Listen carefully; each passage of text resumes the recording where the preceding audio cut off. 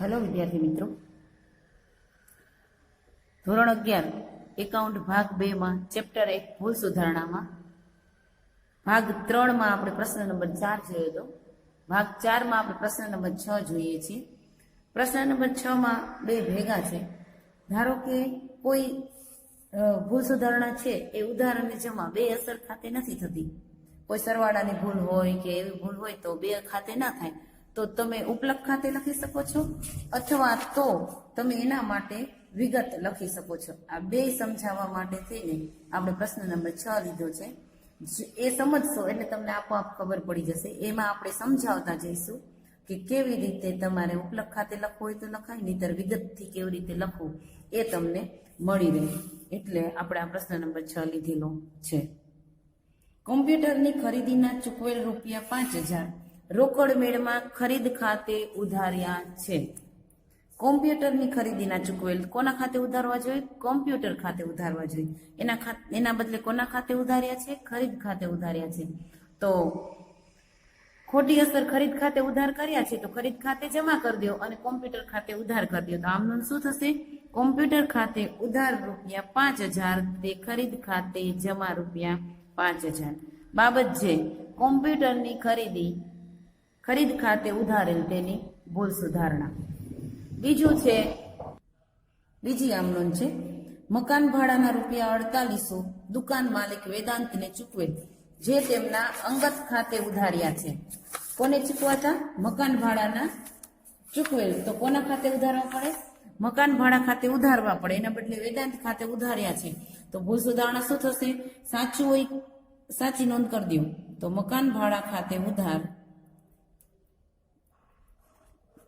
રૂપિયા 4800 તે વેદાંત ખાતે જમા રૂપિયા 4800. શા માટે? વેદાંત ખાતે જમા ખોટા કર્યા હતા, એટલે ઉધાર ખોટા કર્યા હતા એટલે આપણે એની ખાતે જમા કરી દીધા. બાબત જે લખો દુકાન માલિકને ચૂકવેલ ભાડું અંગત ખાતે ઉધારેલ. દુકાન માલિકને ચૂકવેલ ભાડું તેમના અંગત ખાતે ઉધાર્યા તેની ભૂલ સુધારણા.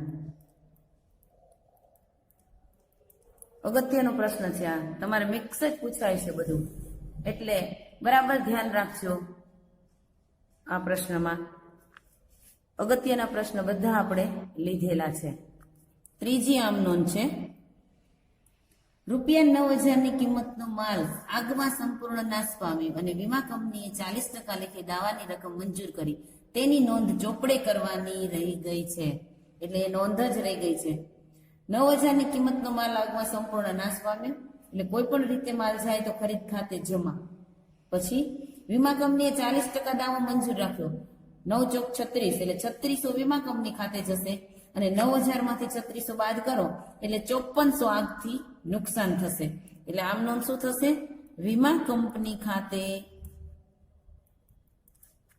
ઉધાર રૂપિયા 3600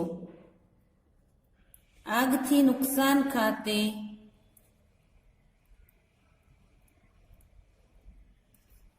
ઉધાર રૂપિયા 5400 તે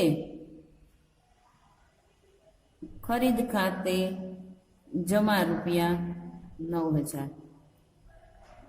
બાબત છે આગથી બળી ગયેલ માલનું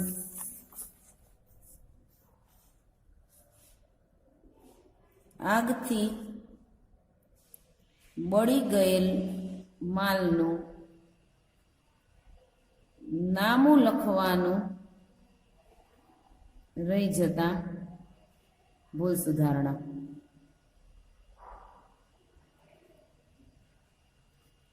ચોથો વ્યવહાર છે દલાલીના રૂપિયા 1200 ચૂકવ્યા જેની ખતમણી દલાલી ખાતામાં 2 વખત થઈ છે. જો ખતમણી કરવાની છે, દલાલી ખાતામાં 2 વખત થઈ છે એટલે દલાલીના રૂપિયા 1200 ચૂકવ્યા, એ દલાલી ખાતામાં 2 વખત ખતવણી થઈ છે. તો દલાલી ખાતે એક વખત ઉધાર સાચા કર્યા, પણ બીજી વખત ઉધાર ખોટા કર્યા. એ ખોટાને સુધારવા માટે તમારે જમા બાજુ લખવું પડશે. જો આ બરાબર જોજો કે એક જ દલાલી ખાતાની જમા બાજુ એટલે દલાલી ખાતે જમા 1200 ઉધાર આ નથી, તો આ 2 રીતે અસર થાય. તમે એવું પણ લખી શકો ઉપલક ખાતે ઉધાર તે દલાલી ખાતે જમા, અને તમે આ રીતે પણ લખી શકો કે આ ભૂલ સુધારવા આમ નોંધ નહીં થાય, પરંતુ આમ નોંધ નહીં થાય પરંતુ દલાલી ખાતાની જમા બાજુ રૂપિયા 1200 લખી વિગતના ખાનામાં 2 વખત ખતવેલ.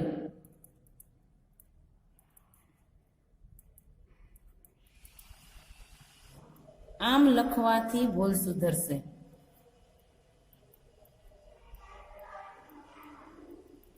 અથવા તમે આમ પણ લખી શકો ઉપલક ખાતે ઉધાર રૂપિયા 1200 તે દલાલી ખાતે જમા રૂપિયા 1200. આ અથવામાં મેં લખ્યું છે, એટલે અહીંયા આપણે અથવામાં આ પણ લખી શકીએ ઉપલક ખાતે ઉધાર તે દલાલી ખાતે જમા, અથવા તમે આ રીતે લખી શકો. એટલે અહીંયા આપણે સરવાળો નહીં કરીએ, 2 દાખલા ભેગા ગણીએ છીએ, એટલે સરવાળો કર્યા વગર તમને એક એક રીત સમજાવતી જઈશ. આ લખો તો માર્ક્સ મળે, આ લખો તો માર્ક્સ મળે. ઉપલક ખાતે ઉધાર તે દલાલી ખાતે જમા. જો તમને એવું કહેવામાં આવ્યું હોય કે ઉપલક ખાતાની મદદથી ગણો, તો તમારે ઉપલક ખાતે જ લખવાનું છે. પણ જો તમને એવું કહેવામાં ન આવ્યું હોય તો તમે આ રીતે પણ લખી શકો છો, અને ઉપલક ખાતાની મદદ લઈને પણ લખી શકો. નેક્સ્ટ વ્યવહાર 5મો. આમાં દરેક વ્યવહાર ઇન્ડિવિડ્યુઅલ જ પૂછાય છે, આખો દાખલો એક ન પૂછાય. એક એક વ્યવહાર કોઈ પણ દાખલામાંથી કે ઉદાહરણમાંથી લઈ શકાય છે. આપણે 5મો વ્યવહાર આવ્યો, મકાનમાં કરેલ વિસ્તરણના રૂપિયા 1 લાખ ભૂલથી સમારકામ ખાતે ઉધાર્યા છે. જો સમારકામ ખાતે ઉધાર્યા છે તો સમારકામ ખાતે જમા કરી દો અને મકાન ખાતે ઉધારી દો. એટલે મકાન ખાતે બહુ જ અગત્યનો દાખલો છે. ઉધાર રૂપિયા 1 લાખ તે સમારકામ ખાતે જમા રૂપિયા 1 લાખ. બાબત જે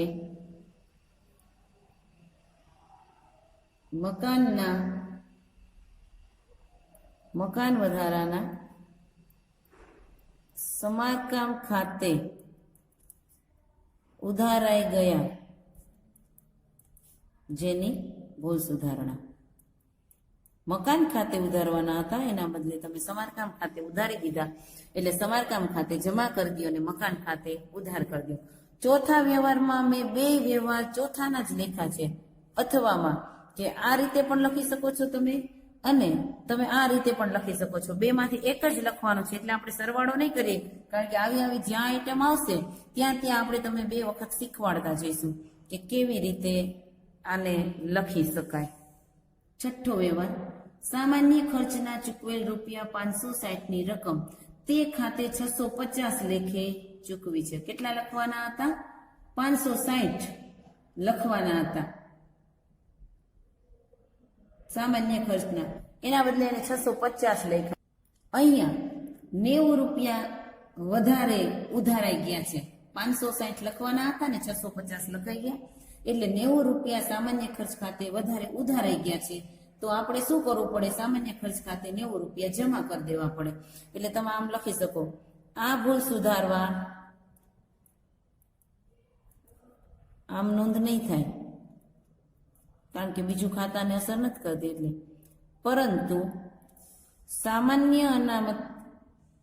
સામાન્ય ખર્ચની જમા બાજુ રૂપિયા 90 લખી વિગતના ખાનામાં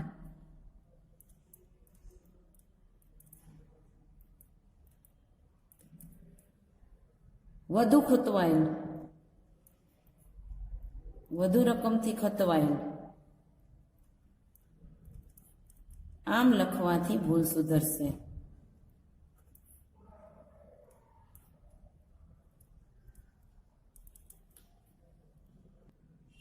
અથવામાં આપણે છઠ્ઠો વ્યવહાર જ લખીએ છીએ. શું થયું છે? સામાન્ય ખર્ચની જમા બાજુ લખવાના છે. તો તમે લખી શકો ઉપલક ખાતે ઉધાર રૂપિયા 90 તે સામાન્ય ખર્ચ ખાતે જમા રૂપિયા 90. આ અથવામાં લખેલું છે. આપણે તમે આમ પણ લખી શકો, આમ પણ લખી શકો. એટલા માટે જ મેં આ દાખલો લીધો છે. આનો સરવાળો નહીં કરીએ, કારણ કે એક વખત આપણે વિગત લખીએ છીએ, એક વખત આપણે ઉપલક ખાતું લખીએ છીએ, એટલે બે વસ્તુ ના લખાય ખરેખર. પણ બે વસ્તુ સાથે સમજાવવા માટે હું તમને આ રીતે દાખલો ગણાવું છું કે બે વસ્તુ સાથે લખવી હોય, બે વસ્તુને એક જ વ્યવહારને બે વસ્તુ કેવી રીતે લખાય, બે આમનો એક વિગતની રીતે લખાય ને એક આમનોંધની રીતે લખાય. એટલા માટે આપણે સરવાળો નહીં કરીએ. વ્યાજના મળેલ રૂપિયા 720 ની ખતવણી કરતી વખતે વ્યાજ ખાતે ઉધાર બાજુ પર ખતવણી કરી છે. મળેલ વ્યાજ જમા બાજુ પર ખતવણી કરવી પડે, એના બદલે એને શું કર્યું છે? ઉધાર બાજુ પર ખતવણી કરેલી છે. કેટલા? 720. જમા બાજુ કરવા બદલે ઉધાર બાજુ કર્યા, એટલે જે ઉધાર બાજુ કર્યા છે એની અસર નીકાળવા માટે જમા 720 કરવા પડશે અને સાચા 720 જમા કરવા પડશે. એટલે આપણે 1440 જમા કરવા પડશે. પણ બીજું ખાતું નથી, એટલે તમે લખી શકશો આ ભૂલ સુધારવા આમ નોંધ નહીં થાય, પરંતુ વ્યાજ ખાતાની જમા બાજુ રૂપિયા 1440 લખી વિગતના ખાનામાં ખોટી બાજુ ખતવાયેલ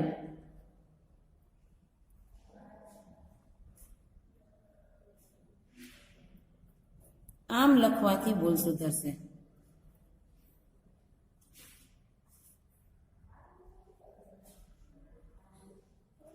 વ્યાજ ખાતાની જમા બાજુ લખવાનું છે, એટલે તમે અથવામાં શું લખી શકો? ઉપલક ખાતે ઉધાર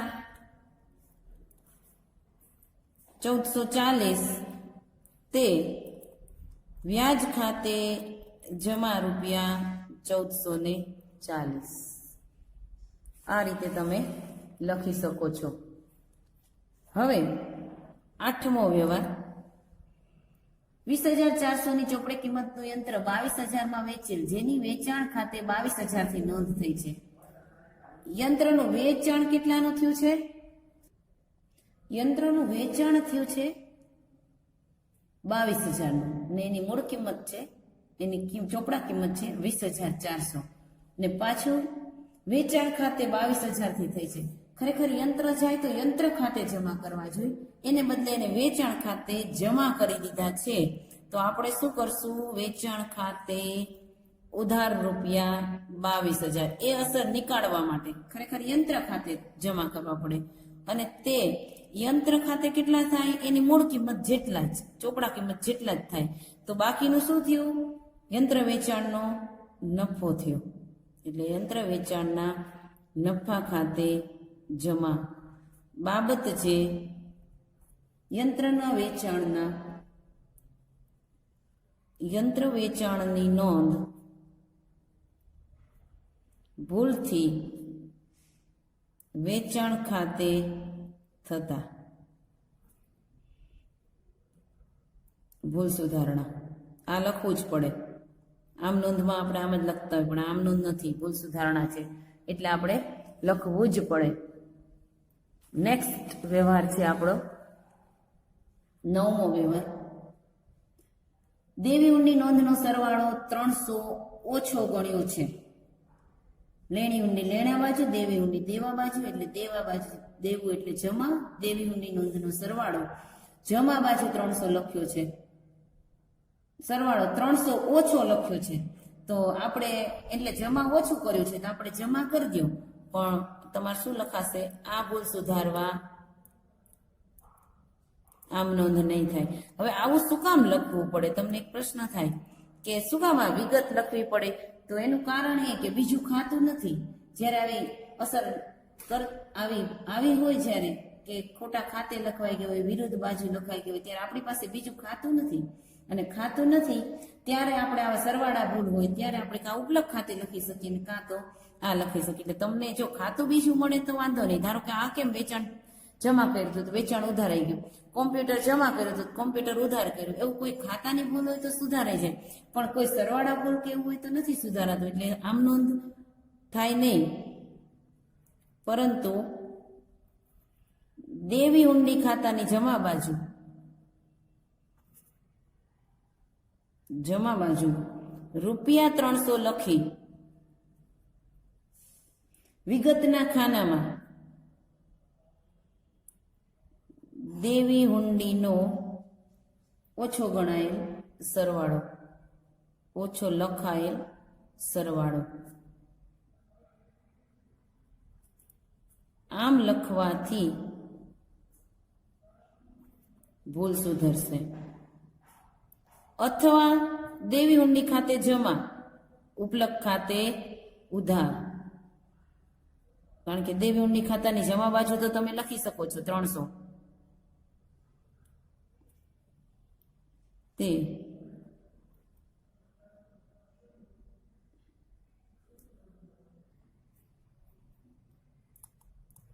દેવી હુંડી ખાતે જમા. એટલે આપણે સરવાળો નહીં કરીએ, કારણ કે આપણે 2 વાર એક આમ નોંધ લખીએ છીએ. આની 2 વાર લખી 90 વાળી, પછી 300 વાળી 2 વાર લખી, વિગતે લખી, આમ નોંધે લખી. એટલે એ આપણે સરવાળો કરતા નથી. પણ તમને એક જ આમમાં 2 રીતે શીખવાડવામાં આવે છે. 10મી આમ નોંધ છે. માર્ચ 2015માં મળેલો વટાવ અને આપેલો વટાવ અનુક્રમે 3400 અને 3600 ભૂલથી વટાવ ખાતાની ઉલટી બાજુએ નોંધાયો છે. એટલે મળેલ વટાવ આપેલ વટાવમાં લખાઈ ગયો છે અને આપેલ વટાવ મળેલ વટાવમાં લખાઈ ગયો છે. એટલે 200 ની ભૂલ 2 વટાવમાં થઈ છે. મળેલ વટાવ જમા હોય એટલે મળેલ વટાવની ઉધાર બાજુ 200 લખવા પડે. આપેલ વટાવ ઉધાર હોય એટલે આપેલ વટાવની ઉધાર બાજુ 200 લખો. એટલે 2માં ઉલટ સુલટ ભૂલ થઈ છે. એટલે તમારે લખાય કે આ ભૂલ સુધારવા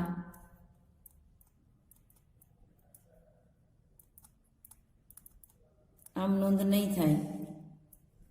પરંતુ મળેલ વટાવ જમા હોય પણ ખોટો ખતવાઈ ગયો છે ને, 2 ઉલટ સુલટ થઈ ગયું છે.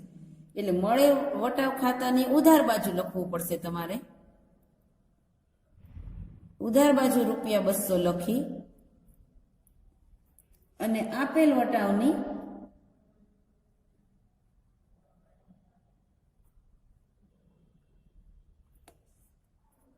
ઉધાર બાજુ ₹200 લખી વિગતના ખાનામાં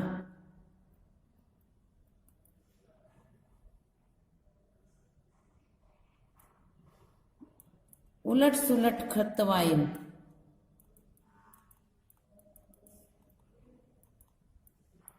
આમ લખવાથી ભૂલ સુધરશે. બરાબર. હવે જુઓ, આમાં તમારે મળેલ વટાવ આમાં આ જ રાખવું પડશે. શું કામ? કે મળેલ વટાવ જમા હોય અને 3600 લખાઈ ગયો છે, 3400 હતો એટલે મળેલ વટાવની ઉધાર બાજુ લખી શકશો. અને આપેલ વટાવ ઓછો લખાયો છે એટલે આપેલ વટાવની ઉધાર બાજુ લખવું પડે આપણે. એટલે આ તમારે 2 લખવું પડે. ઉલટ સુલટ ખતવાયેલ આમ લખવાથી ભૂલ સુધરશે. આમાં આમ જ લખાશે કારણ કે 2 વટાવ ખાતાની ઉધાર બાજુ છે. એટલે તમારે આમ નોંધ કરવી હોય તો થાય. અહીંયા આપણે જગ્યા નથી હવે કે મળેલ વટાવ ખાતે ઉધાર, આપેલ વટાવ ખાતે ઉધાર કે ઉપલક ખાતે જમા ₹400. આ રીતે તમારે લખવું હોય તો લખી શકાય છે. આ ભૂલ સુધારણા નોંધના આટલા દાખલા તમે ગણો તો તમને 4 માર્ક્સ છે એ સહેલાઈથી મળી જાય છે. એટલે આ મિક્સ દાખલો એક એટલા માટે લીધો કે તમારે પરીક્ષામાં પૂછાવાનું છે. આવી રીતે જ મિક્સ વ્યવહાર હશે, કોઈ વિગતવાળા વ્યવહાર હશે ને કોઈ આમ નોંધવાળા વ્યવહાર હશે. તો વિગતવાળા વ્યવહારમાં તમારે ઉપલક ખાતાનો ઉપયોગ કરી શકો અથવા તો વિગત લખી શકો.